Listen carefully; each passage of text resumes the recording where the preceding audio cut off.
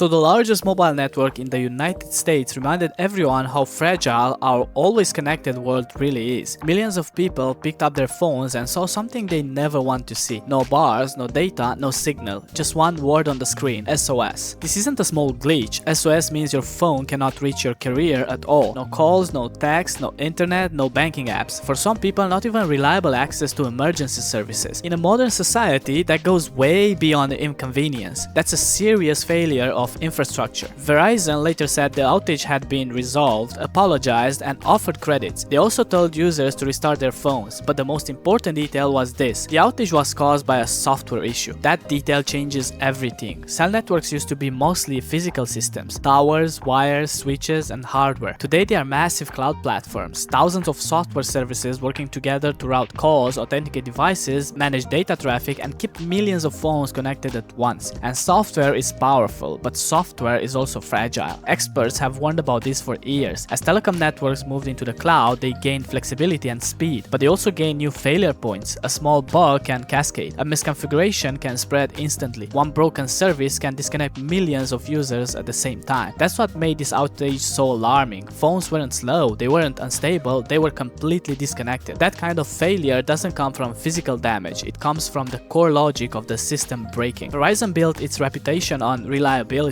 Seeing phones drop into SOS mode across the country hits that promise directly. Credits and apologies help with frustration, but they don't fix lost trust. When people realize their phone can suddenly become useless, something shifts. The Federal Communications Commission is now investigating, and that matters. This isn't just about missed calls or slow internet. Mobile networks are treated like utilities, like electricity, like water. But unlike power lines or water pipes, mobile networks are living software systems. They are constantly changing, constantly updating, and always at risk of cascading failures. What makes this even more uncomfortable is that this wasn't an isolated incident. Large-scale outages are becoming more common. Networks are getting more complex, they depend on cloud services, automation, and engineers who must understand both telecommunication and advanced software infrastructure. And that skill overlap is rare. Training struggles to keep up, systems grow faster than human expertise. So you basically end up with networks that are incredibly powerful but also incredibly brittle. They work perfectly until one invisible piece fails, and then everything collapses at once. But could this happen again? Absolutely, to any provider. Not because companies are careless, but because no software system at this scale can ever be perfectly reliable. That's why experts are starting to say something that sounds old-fashioned but makes sense. Have a backup, a second network, another way to communicate. Resilience doesn't come from trusting one system, it comes from having alternatives when the system fails.